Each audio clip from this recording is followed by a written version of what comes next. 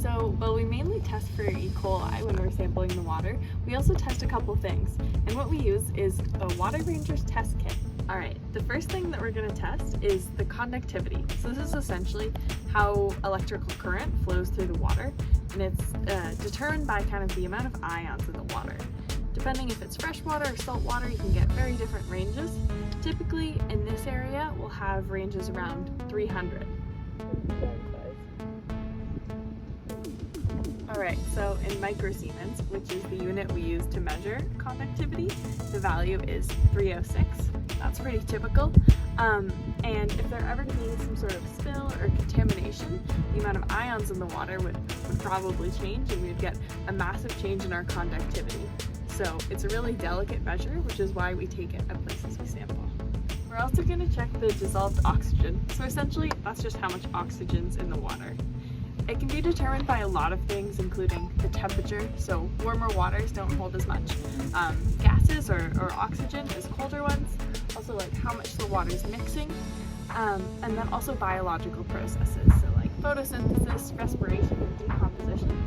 For example, when sewage enters our water, which is organic material, it increases the need for decomposition, which uses up oxygen. So when sewage enters the water from things like combined sewer overflows and there's more in the water, then the dissolved oxygen can go down. This is bad for fish that live in the water and other things that require oxygen to live and breathe. They can even suffocate when dissolved oxygen gets too low. So this kit allows us to test the dissolved oxygen level in like less than 3 minutes. Alright, so in this box I have what are called self-filling ampules, which have a little tip that I can break off super easily. So I'm essentially going to break this into the water, let the air bubble go up and down a couple times, and then wait 2 minutes, and we're going to do a little color comparator test. Here we go.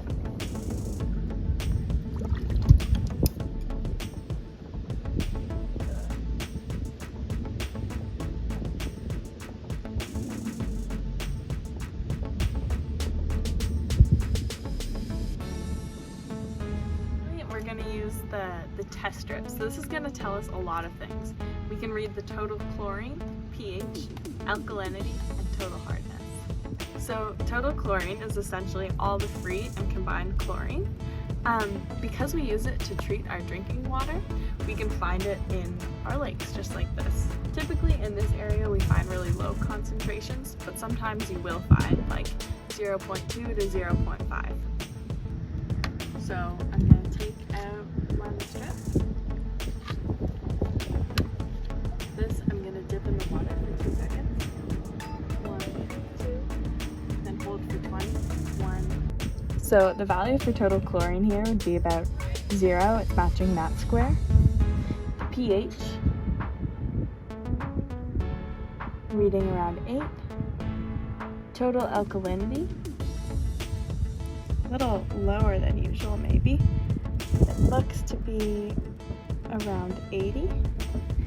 And then the total hardness, 90. So pH essentially tells us just how acidic or how basic the water is. It's really determined by the kind of like bedrock and geology of the area. Typically for lakes, a value around 6 to 8 is quite average, so that makes sense for this area.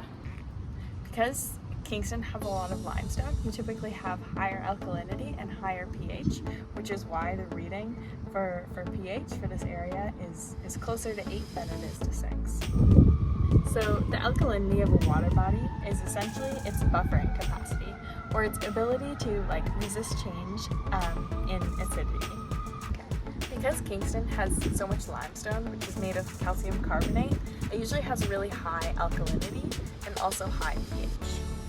Finally, the total hardness is a measure of all kind of like the dissolved minerals, typically calcium and magnesium in the water. Just like pH and alkalinity, total hardness is also very much greatly determined by the geology and the bedrock. In Kingston, like I said, we have a lot of limestone, and so we typically have a lot of calcium ions in the water. This means we have what's called hard water, so it has high salinity and high conductivity, and also high total hardness. Those things are all related. you may have heard the term soft water, and that refers to something that has like low conductivity, so a low amount of dissolved ions in the water. And that would be from areas where there's a lot of kind of like igneous bedrock, or for example granite, and that would be like a lot of the Canadian Shield.